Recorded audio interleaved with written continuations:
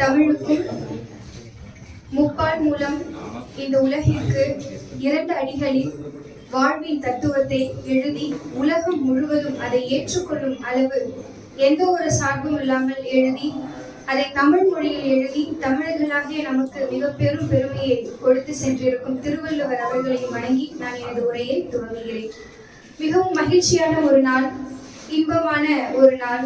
இப்பொழுது ஆத்தூர் கதையாடி இலக்கிய வட்டத்தின் சார்பாக 3 நூல்களின் அறிமுக விழா இப்பொழுது நடைபெற்றுக் கொண்டிருக்கிறது. திரு மோகன் ஐயா அவர்களினுடைய அழைப்பினை ஏற்று இங்கு வருகை தந்து உங்கள் அனைவரையும் சந்தித்ததில் நான் பெரும் மகிழ்ச்சி அடைகிறேன். மேலும் இந்த மேடையை அலங்கரித்துக் கொண்டிருக்கின்ற அத்துணை அறிஞர்களுக்கும் இங்கு இந்த நிகழ்ச்சியில் கலந்து கொண்டிருக்கும் அனைத்து அறிஞர்களுக்கும் நான் எனது மனம் நிறைந்த வணக்கங்களை முதலில் தெரிவித்துக் கொள்கிறேன். ஏன்னா எல்லாருமே அப்படியே ஒரு மாதிரி இருக்கிறீங்க. என்னாச்சு? வெளியே கொஞ்சம் மழை வர்ற மாதிரி இருக்கு. அதனால நீங்களும் அப்படியே ஏதோ ஒரு சிந்தனையிலேயே இருக்கிறீங்க. அதனையும் கடந்து இலக்கியங்களை நேசிப்போம், இலக்கியங்களை சுவாசிப்போம். இலக்கியம் அப்படின்னா என்ன? யாராவது பதில் சொல்லுங்களேன். குட்டீஸ் சொல்லுங்களேன். இலக்கியம் என்றால் என்ன?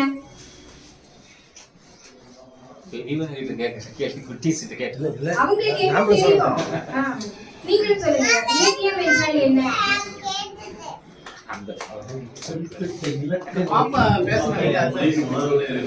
ஒரு குறிப்பிட்ட இலக்கை நோக்கி மக்களை எடுத்து செல்வது, விளம்புவது, இலக்குவது, தெளிவடைய வைப்பது, சொல்லுவது, கோருவது, அறிந்து சொல்வது, அறிந்ததை சொல்வது, புரிந்து சொல்வது, புரிந்ததை சொல்வது, எடுத்து சொல்வது, இயன்றதை சொல்வது, மக்களுக்காக, மக்கள் பயன்பாட்டுக்காக, மக்கள் வாழ்ந்த மொழியை, அந்த ஆய்வினை அடுத்த கட்டத்திற்கு எடுத்து சொல்வது இலக்கியம். இலக்கியம் இலக்கியம்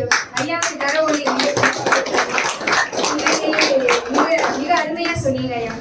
ஒரு காலகட்டத்துல மக்கள் எப்படி வாழ்ந்தாங்க, அவங்களுடைய வாழ்க்கை முறை என்ன, அவங்க கலாச்சாரம் என்ன, அவங்க வாழும் பொழுது என்ன நடந்தது, அதை மக்கள் எப்படி எதிர்கொண்டாங்க அப்படின்னு அதை அப்படியே ஒரு பொக்கிஷமாக தனக்குள் வைத்துக் கொண்டு அதை அடுத்த தலைமுறைக்கு அப்படியே எடுத்து செல்கின்ற ஒரு மிகச்சிறந்த ஒரு படைப்பு அப்படின்னு சொல்ல போனா அது இலக்கியம். இந்த உலகை படைத்தவன் இறைவன்.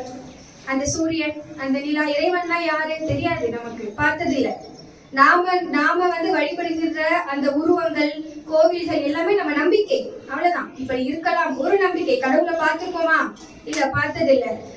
கடவுள் என்று சொல்லப்படும் அந்த ஒரு யாரோ ஒருவரால் உருவாக்கப்பட்டதுதான் இந்த சூரியன், நிலா. நம்ம சுவாசிக்கிறோமே காத்து, அதை நம்மளால பார்க்க முடியுதா? பார்க்க முடியுதா? உணர மட்டுமே முடியுது இல்லையா? எவ்வளவு அதிசயங்கள் இந்த உலகத்துல நிறைஞ்சிருக்கு. இதனையெல்லாம் கண்டுபிடித்தது கடவுள் என்று சொல்கின்றவர் என்றால் அந்த கடவுளால் படைக்கப்பட்ட ஒரு உயிரினம் தான் யாரு? நாம மனிதர்கள். நம்மளும் ஒண்ணு கண்டுபிடிச்சிருக்கோம். நம்ம நிறைய கண்டுபிடிச்சிருக்கோம் இல்லையா? சக்கரம், நெருப்பு, அதுதான் மனிதனுடைய வாழ்க்கையை அடுத்தடுத்த நிலைகளுக்கு கொண்டு சென்றது. அதனையெல்லாம் தாண்டி மனிதன் கண்டுபிடித்திருக்கும் ஒரு மிகச்சிறந்த ஒரு படைப்பு அப்படின்னு சொல்ல போனா அது இலக்கியம். அந்த இலக்கியங்களை தாங்கி நிற்கின்ற புத்தகங்கள், அதுதான் மனிதர்கள் கண்டுபிடித்திருக்கின்ற ஒரு மிகச்சிறந்த ஒரு ஆகச்சிறந்த படைப்பு அப்படின்னு சொல்லலாம். நமக்கு எவ்வளவு தெரியல அப்படின்னு தெரிஞ்சுக்கணும் அப்படின்னா நூலகத்துக்கு போ அப்படின்னு சொல்லுவாங்க. இதை வேற ஒரு மாதிரி சொல்லுவாங்க, ஒரு நெகட்டிவ் தாட்ல சொல்லுவாங்க. நம்ம ஏன் நெகட்டிவ் தாட்ல போகணும்? பாசிட்டிவா நினைப்போம். நமக்கு எவ்வளவு தெரியல அப்படின்னு நம்ம தெரிஞ்சுக்கணும்னா நூலகத்துக்கு போங்க. அங்க போய் ஒரு புத்தகத்தையும் பார்க்கும்போது ஐயோ நமக்கு இதெல்லாம் தெரியலையே அப்படின்னு நமக்கு தோணும் அப்படிங்கிற ஒரு சிறந்த ஒரு வாக்கியம் இருக்கு. அது போல மிகச்சிறந்த கருத்துக்களை பொறிந்திருக்கின்ற 4 புத்தகங்கள் இப்பொழுது இங்கு பேசப்பட இருக்கிறது. எனக்கு ஆத்தூர் புரியுது, இங்க இருக்கும் மக்கள் புரியுது, எனக்கு 2-3 பேரை தவிர யாரும் தெரியல. சரி, எல்லாரும் பேசிட்டு நமக்கு ஒரு 4வது 5வது மைக்கு கொடுப்பாங்க, அப்ப எல்லாரும் பத்தியும் பேசலாம் அப்படின்னு நினைக்கும் பொழுது முதலேயே கொடுத்துட்டாங்க. இருந்தாலும் அனைவருக்கும் நான் என் மனம் நிறைந்த வணக்கங்களை தெரிவித்து, இலக்கியம் படிங்க, எழுதுங்க. எல்லாருமே நான் டாக்டர் ஆகணும், மருத்துவர் ஆகணும், ஆகலாம், இன்ஜினியர் ஆகணும், ஆகலாம், தப்பு இல்லை. ஆனா அதையும் தாண்டி நாம என்ன பண்ணணும்? எழுதணும். இந்த காலகட்டத்துல மக்கள் எல்லாரும் ஒரு விஷயத்தால ரொம்ப பாதிக்கப்பட்டோம். எதுல பாதிக்கப்பட்டோம்? குடம்பி இந்த குடம்பி என்கின்ற நூல்ல ரொம்ப அழகா அதெல்லாம் சொல்லியிருக்காங்க. மக்கள் எல்லாருமே ஒரு நோயால அதிகமா பாதிக்கப்பட்டோம். என்ன நோய் அது? கொரோனா. இந்த கொரோனா காலத்துல என்ன நடந்தது, அந்த சூழல் என்ன அப்படிங்கறத ஒரு 50 வருடத்திற்கு பின்பு வருகின்ற மக்களுக்கு சொல்ல போவது எது? இலக்கியம் தான். இப்ப நம்ம படிக்கிறோம் ஒரு 18, 16ஆம் நூற்றாண்டுல மக்கள் இப்ப எப்படி கொரோனா தாக்குச்சோ அதே மாதிரி 16ஆம் நூற்றாண்டு 15ஆம் நூற்றாண்டுல பிளேக் என்கின்ற நோய் தாக்கியது. பிளேக் என்கின்ற நோய் தாக்கியது. இப்ப எப்படி லட்சமா மக்கள் போனாங்களோ அதே மாதிரி அதில் லட்சமா மக்கள் தன்னுடைய உயிரை இழந்தாங்க அந்த பிளேக் நோயால. அந்த 16ஆம் நூற்றாண்டு 15ஆம் நூற்றாண்டுல வாழ்ந்த எழுத்தாளர்கள் எப்படி இறந்தாங்க அப்படின்னு பார்த்தா பிளேக் என்று இருக்கும். ஆக அந்த காலத்தில் நடப்பவற்றை அப்படியே நமக்கு கொண்டு வந்து செல்வது இலக்கியம். ஆக இலக்கியங்களை படிப்போம், இந்த உலகை உணர்வோம் என்ற ஒரு சிறிய உரையுடன் நான் இப்பொழுது குடம்பி என்ற இந்த புத்தகத்தை பற்றி உரையாற்ற வருகிறேன். குடம்பி குடம்பி என்றால் என்ன, அதனுடைய பொருள் என்ன, யாருக்காவது தெரியுமா? குடம்பி குழம்பி போயிருக்கிறதுமா, அதுதான் குடம்பி. அப்படியா? அதுவும் இந்த புத்தகத்துல வந்து அப்படியே பல விஷயங்களை சொல்றது மூலமா நம்மளுடைய இடையே அதையும் இங்க பதிவு பண்றாங்க. குடம்பி என்பதற்கு பழந்தமிழில் நிறைவான, நிறைகுடமான, பொதுவான என்ற ஒரு பொருளும் இருக்கிறது. அதை என்னுடைய உரையில் சொல்கிறேன். வாழ்த்துக்கள் வாழ்த்துக்கள். நிறைவானது, நிறைகுடம் போன்றது அப்படின்னு சொல்லிட்டு ரொம்ப சிறப்பா சொல்லியிருக்காங்க. அதுதான் குடம்பி அப்படின்னு சொல்லுவாங்க. இன்னொரு இதனுடைய மற்றொரு ஒரு பொருள் வந்து என்ன அப்படின்னா, பட்டாம்பூச்சி இருக்கு இல்லையா, அதற்கு முந்தைய நிலை, இந்த லார்வான்னு சொல்லுவாங்க இல்லையா, அதான் இது. அதுக்கப்புறம் பட்டாம்பூச்சி தான் வரும். அப்ப அதுக்கு முன்னாடி இருக்கக்கூடிய அந்த லார்வா என்று சொல்லக்கூடிய அந்த உயிரினத்திற்கு பெயர் தான் வந்து என்னன்னா இந்த குடம்பி என்கின்ற ஒரு பெயர். இதன் வந்து ஏன் நிழலி வந்து இந்த புத்தகத்திற்கு ஏன் அந்த பெயர் வச்சிருக்காங்க அப்படின்னா, பறக்க துடிக்க நினைக்கும் மனிதர்களால் பறக்கவே முடியாத ஒரு சூழலில் வாழ்வதால் நீ பட்டாம்பூச்சி அல்ல, நீ குடம்பிதான், உன்னால் பறக்க இயலாது. அதனாலே நான் இந்த அவர்களினுடைய கதைகளை சொல்வதாலேயே இந்த புத்தகத்திற்கு நான் குடம்பி என்ற பெயரையே நான் வைக்கிறேன் என்று சொல்லி எழுத்தாளர் இந்த புத்தகத்திற்கு சிறப்பான ஒரு தலைப்பை கொடுத்தார். ஏன்னா இதுல இருக்கின்ற கதைகள் எல்லாமே அப்படிதான். கதாபாத்திரங்கள் தான் நினைத்த தூரத்திற்கு பறந்து செல்ல இயலவில்லை அவர்களால். ஆனால் அதுதான் உண்மை. வெளியே பேசிக்கலாம், எல்லாம் ஆஹா ஓஹோ அப்படி இப்படின்னு பேசிக்கலாம். ஆனா அப்படியான்னு பார்த்தா யார ஒரு பெண்ணுக்கு எல்லாமே கிடைச்சிச்சா, சந்தோஷமா இருக்காங்களா, எல்லா உரிமையும் வந்துச்சா, அது இதுன்னு கேட்டா வந்துச்சு 80% ஒதுக்கீடு அப்படி இப்படிம்பாங்க. ஆனா வீட்டுல எங்க வீட்டுல சொசைட்டில எங்கேயுமே அவங்க சந்திக்காதது இல்லை. ஒரு பக்கம் பெண்ணுக்கு எப்படின்னா, இன்னொரு பக்கம் ஆண் அவங்க சந்திக்காத பிரச்சனைகள் இல்லை. மாசான சம்பளம் வந்து கொடுக்கலன்னா வீட்டுல என்ன நடக்கும்? அவ்வளவுதான். ஏதாவது ஒரு சின்னதா கோவப்பட்டு திட்டா அவ்வளவுதான், ஊர் பஞ்சாயத்தே நடக்கும்.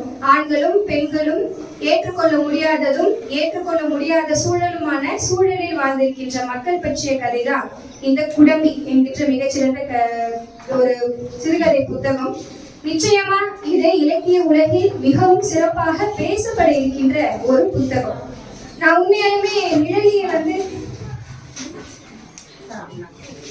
வந்து எனக்கு எப்போ தெரியும் அப்படின்னு சொல்ல போனா, அவங்களுடைய ஒரு புத்தகம் பரிதியாள் என்கின்ற ஒரு புத்தகம். எங்க அருகில ஒரு சின்ன குழந்தை அமர்ந்திருந்தாங்க இல்லையா, அவங்க வயிற்றில் எப்பொழுது வளர துவங்கும் பொழுது வயிற்றில் இருக்கும் தனது குழந்தைக்காக எழுதிய ஒரு புத்தகம் தான் அந்த பரிதியாள் என்ற புத்தகம். கோயம்புத்தூரில் நடந்த ஒரு புத்தக திருவிழாவில் அந்த புத்தகம் பரிசு பெற்ற ஒரு புத்தகம். அந்த புத்தகம் வந்து இப்ப இந்த குழந்தை பிறக்கும் பொழுதே தனக்கான ஒரு புத்தகத்தை உருவாக்கி விட்டு பிறந்தது. நம்மளாம் இப்பதான் உட்கார்ந்து விழுந்து எழுதுறோம் இல்லையா, ஆனா இந்த குழந்தை பிறக்கும் பொழுதே தனக்கான ஒரு புத்தகத்தை உருவாக்கி விட்டு பிறந்திருக்கிறது. எத்தனை பேருக்கு இப்படியெல்லாம் பேர் அமையும் சொல்லுங்க பாப்போம். அதுக்குதான் பிறந்தா ஒரு எழுத்தாளர் வீட்டுல பிறக்கணும். அப்பதான் அனைத்துமே நம்மளுடையது எல்லாமே அந்த பதிவு செய்யப்படும் அப்படின்னு மிகச்சிறந்த ஒரு உதாரணம் இருக்கு. அப்போ அந்த கவிதைகள் அந்த புத்தகத்தை படிக்கும் பொழுது தன்னுடைய மகளுக்காக எழுதின கவிதை அப்படின்னு சாதாரணமா நான் போயிட்டேன். ஆனா இந்த குடம்பியை நான் படிக்கும் பொழுது, என்ன குடம்பி இப்படி பண்ணிட்டீங்க அப்படின்னு கேட்கணும்னு எனக்கு தோணுச்சு. என்ன நிழலி இப்படி பண்ணிட்டீங்க, என்ன இப்படி எழுதியிருக்கிறீங்க, அப்படி அத்தனை ஒரு யூகிக்க முடியாத மனிதர்களுடைய உணர்வுக்குள்ள போய் அப்படியே தொடாம தொட்டுட்டு என்ன இப்படி பண்ணிட்டீங்க, இதுக்கு இன்னும் ஒரு முடிவு கொடுத்துருக்கலாம் அப்படின்னா முடிவு கொடுத்தா நல்லா இருக்காது. ஏன்னா அது இயல்பா இருக்காது, உண்மையா இருக்காது. You did marvellous Nizhali. நிழலிக்கு இந்த சிறப்பான புத்தகத்தை எழுதுனதுக்கு ஒரு கர ஒளிய நிழலிக்கு எப்பவுமே மேடையில பார்க்கும்பொழுது தன் குழந்தையோடு தான் தன்னுடைய மேடையை அலங்கரிப்பாங்க. இவங்களை சாதாரணமா இடப்பட்டுறாதீங்க. சும்மா வருவாங்க, எழுதுவாங்க, ஒரு குடும்ப பெண் எழுது மட்டும்தான், எழுத்தாளர் மட்டும்தான் நினைச்சிடாதீங்க. இவங்க நிச்சயமா ஒரு சமூக போராளியா எதிர்காலத்துல வர்றதுக்கான எல்லா அம்சமும் நிழலிக்கிட்ட இருக்கு. அது நிழலிக்கே தெரியுமா தெரியாதான்னு எனக்கு தெரியல. ஆனா இந்த புத்தகம் மூலமா நான் தெரிஞ்சுக்கிட்டேன். ஏன் அப்படின்னா தன்னுடைய எண்ணுரையில அவங்க சொல்றாங்க பாருங்க, ஏதேனும் ஒரு மூலையில் இடைவிடாது கேட்டுக்கொண்டிருக்கும் யாரோ ஒருவரின் அழுகையும் சிரிப்பும் ஆயிரம் கதைகள் சொல்லும். ஏதோ ஒரு மூலையில எங்கேயோ இடைவிடாத கேட்டுக்கொண்டிருக்கின்ற ஏதோ ஒரு அழுகை, ஏதோ ஒரு சிரிப்பு ஆயிரம் கதைகளை சொல்லும். வழி நெடுகிலும் வழிந்தோடும் அந்த கதைகளை கேட்டுவிட்டு உச்சி கொட்டி கொண்டே நகர்தலில் விருப்பம் இல்லை. அதெல்லாம் கேட்டுட்டு அப்படியா அவ்வளவுதான், உச்சி கொட்டி கொண்டு அதை நகர்ந்து செல்வதில் எனக்கு விருப்பமில்லை, ஏதாவது ஒண்ணு செய்யணும் என்கின்ற அந்த ஒரு கருத்தை தன்னுடைய எண்ணுரையிலேயே அவங்க பதிச்சிருக்காங்க. எத்தனை பேருக்கு இப்படி தோணும்? யாராவது நம்ம கஷ்டத்தை புலம்புறதுக்காக போவோம், போனா அவன் என்ன பண்ணுவாங்க, அவங்க கஷ்டத்தை நம்ம கிட்ட புலம்புவாங்க.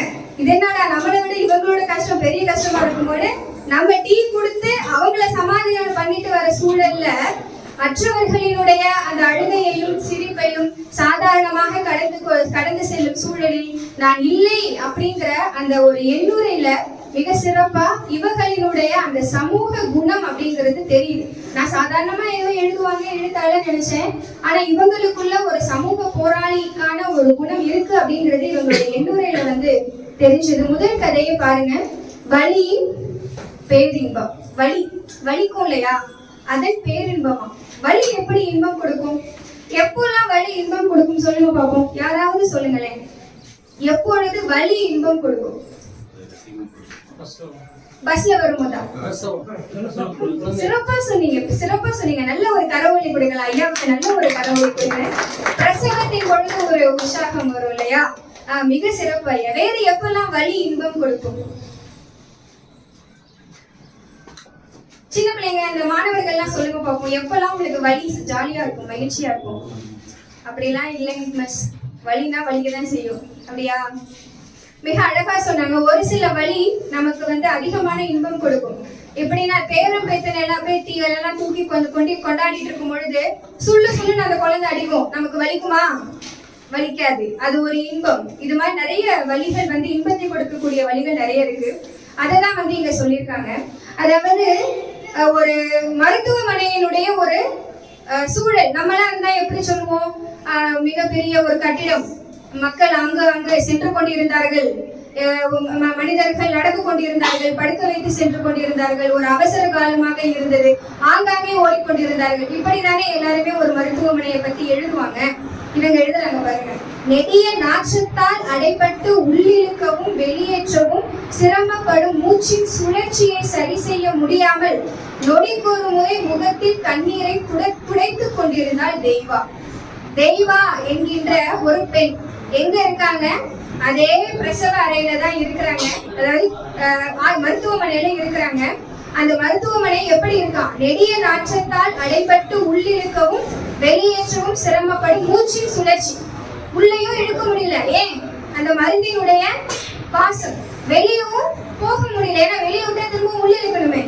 ஆக அந்த மூச்சினுடைய சுழற்சியை சரி செய்ய முடியாமல் ஒவ்வொரு பெருமூச்சிலும் கண்ணீரை துடைத்துக் கொண்டிருந்தாள் தெய்வா. அந்த மருத்துவமனைக்கு உரித்தான ஒரு வாடை அங்க இருந்ததாம். உயிரை மீட்டுக் கொண்டிருக்கும் காட்சிகளை பொருட்படுத்தாமல் துளி துளியாக அறுத்து தைத்த திசுக்களின் ஓட்டம் நினைவில் வலியை தர துவங்கியது. இது என்ன நிலைமைன்னு உங்களுக்கு தெரியுமா? பாருங்க, ஒரு குழந்தை பிறந்துருச்சு. எப்படி பிறந்திருக்குன்னா அந்த ஆபரேஷன் மூலமா பிறந்திருக்கு. ஓகேவா? ஆபரேஷன் மூலமா பிறந்திருக்கு. தப்பாங்க இல்லையா? அந்த உடல்ல அந்த வயிற்றை தைக்கும் பொழுது அந்த வலி எப்படி இருக்குது அப்படின்னு சொல்றாங்க பாருங்க. உயிரை மீட்டுக் கொண்டிருக்கும் காட்சிகளை பொருட்படுத்தாமல், உயிரை மீட்டுக் கொண்டிருக்கிறாங்க, அதாவது குழந்தை வெளியே வந்துச்சு, அந்த குழந்தையை வந்து சரி பண்றதுக்கான அந்த காட்சிகளை கூட பொருட்படுத்தாம துளி துளியாக அறுத்து தைத்த திசுக்களின் ஓட்டம், அந்த திசுக்கள் இருக்கு இல்லையா, அதை அறுத்துட்டாங்க, இப்ப தைக்கிறாங்களாம். அந்த திசுக்களினுடைய ஓட்டம் நினைவில் வந்து வழியே வர துவங்கி இருக்கிறது அப்படின்னு சொல்லிட்டு ஒவ்வொரு செயல்பாட்டையும் மிக சிறப்பா இவங்க வந்து சொல்லியிருக்காங்க. அந்த தெய்வா அப்படிங்கிற பெண் வந்து யார் அப்படின்னு சொல்ல போனா 3 அண்ணன் 2 தம்பிக்கு நடுவே பிறந்த ஒரு பெண். 3 அண்ணன் 2 தம்பிக்கு நடுவே பிறந்த ஒரு பெண். அப்படி இருக்கும் பொழுது சூழலால ஒரு வயதானவருக்கு வந்து, ரொம்ப சுருக்கமா போயிட்டேன், சூழலால ஒரு வயதானவருக்கு திருமணம் செய்யப்படுறாங்க. ஒரு வயதான ஒருவரினுடைய இளம் மனைவியா வளம் வந்துட்டு இருந்த அவங்க இப்பொழுது ஒரு குழந்தையை பிரசவித்து மருத்துவமனையில் இருக்கிறாங்க. ஆனா அந்த வயதான கணவர் என்ன பண்றாங்களாம், தன்னுடைய இளம் மனைவியின் குழந்தையை பார்க்க வராம மற்றொருவருடன் மகிழ்ச்சியில் இருந்தார் அப்படின்னு சொல்லிட்டு எழுதியிருக்காங்க. அங்காங்கே நடப்பது தானே. எப்படி உங்களுக்கு இதெல்லாம் அப்ப மக்களை வந்து எழுதி வந்து அவங்க பார்த்திருக்காங்க, மக்களினுடைய மற்றொரு அந்த பக்கத்தை வந்து பார்த்திருக்காங்க. அப்படி இருக்கும் பொழுது அந்த பிள்ளை பேர் நடந்தது பிறகு அந்த தாய்க்கு வந்து பால் சுரக்க வேண்டும், ஆனால் சுரக்கவில்லை. அப்பொழுது ரொம்ப மிகவும் கவலையுற்று தன்னைத்தானே புலம்பிக் கொள்கிறார். அதாவது யாரும் இல்லாத எனக்காக வந்த ஒரு குழந்தைக்கு பசியாற்ற கூட வக்கில்லாத ஒரு பிறவியாக நான் இருக்கிறேனே என்று அந்த தெய்வா வந்து கவலை கொள்கிறார். அப்பொழுது தன்னுடைய அத்தையிடம் சொல்கிறார், அத்தை நீங்க போயிட்டு கடையில பால் வாங்கிட்டு வாங்க, நம்ம குழந்தை கொடுக்கணும், அது எவ்வளவு நேரம் பசியால் அழுவும் சொல்லும் பொழுது அந்த அத்தை போயிட்டு சாவகாசமாக வருகிறாள் என்று சொல்கிறாங்க. யாருதான் அடிச்சு பிடிச்சிட்டு வருவா? நம்ம பெத்த அம்மா வருவாங்களா இல்ல நம்மளுடைய அத்தை வருவாங்களா? சொல்லுங்க. அம்மா வருவாங்க. சில சமயம் அம்மாவாக இருக்கின்ற அத்தைகளும் வருவாங்க. ஆனா அப்படி வருபவர்கள் மிகவும் குறைவுதான். சாவகாசமாக எனக்கு என்ன என்று வருகின்ற அந்த அத்தையிடம் பாலை வாங்கி, அந்த கடையில் இருக்கின்ற பாலை வாங்கி கொடுக்கிறாங்க. அப்படி கொடுத்ததும் அந்த குழந்தை வந்து அழுகிய நின்றுச்சு. அப்போ தன்னைத்தானே நினைத்து பலவாறாக அவள் வந்து புலம்பிக் கொள்கிறாள். அப்படி புலம்பும் போது அடுத்த நாள் மருத்துவர் வராங்க. மருத்துவர் வந்து சொல்றாங்க, இந்த மாதிரி எனக்கு வந்து அந்த பால் இல்லாததுனால கடையில வாங்கி கொடுத்தேன்னு சொல்லும் பொழுது திட்டுறாங்க. ஏமா இப்படி பண்ணிட்டீங்க, பக்கத்துல எத்தனை பேர் குழந்தை பெற்றுட்டு இருக்காங்க, அவங்க கிட்ட கொடுத்தா பசியாற்ற மாட்டாங்களா அப்படின்னு சொல்லும் பொழுது அவசர கோலத்தில் நன்றாக யோசிப்பதற்கு கூட முடியவில்லை என்று தெய்வா தன்னைத்தானே குறை சொல்லிக் கொள்கிறாள். அதற்கு பிறகு இறுதியா என்ன சொல்றாங்க அப்படின்னு சொல்ல போனா, அதுக்கப்புறம் அவங்க சுத்தி இருக்கிற எல்லார்கிட்டையும் போயிட்டு என் குழந்தைக்கு பால் இல்ல, நீங்க வந்து என் குழந்தைக்கு பால் கொடுப்பீங்களா அப்படின்னு கேட்கும் பொழுது, என்னிடம் அதிகமாக இருக்கிறதுனால சுவற்றில் நான் பீச்சி அடிக்கிறேன், அதை வந்து நான் இந்த குழந்தைக்கு கொடுக்கறதுல என்னமா நான் குறைஞ்சு போயிட போறேன் அப்படின்னு சொல்லிட்டு தன்னுடைய குழந்தைக்கான பசியை சுற்றி இருக்கின்ற தாய்மார்கள் வந்து போக்குறாங்க. அப்போ தன்னுடைய அந்த பெண்ணுக்கு தெய்வாவுக்கு வந்து நல்ல ஒரு பால் சுரப்பதற்கான மருந்து கொடுக்கப்பட்டு இயற்கையாகவே தன் குழந்தைக்கு உணவு கொடுக்கக்கூடிய அந்த சூழல் வரும் பொழுது அவள் மிகவும் மகிழ்கிறாள். அப்படியே அணைத்து தனது குழந்தைக்கு பசியாற்றும் பொழுது அந்த குழந்தையினுடைய பிஞ்சு கால் இருக்கு இல்லையா, அந்த பிஞ்சு கால் எதுல போய் மோதுதான், அந்த தச்சிருப்பாங்க இல்லையா வயிற்றுல தச்சிருப்பாங்களாம், அந்த தைக்கப்பட்ட இடத்தில் சென்று மோதுகிறது, வலிக்கிறது. ஆனால் அந்த வலி எனக்கு அப்பொழுது வலியாக தெரியவில்லை, என் குழந்தைக்கு பசியை ஆற்றுவதால் அது ஒரு இன்பமாக தெரிகிறது என்று இந்த கதையை மிக சிறப்பாக அவர் முடித்திருக்கிறார்.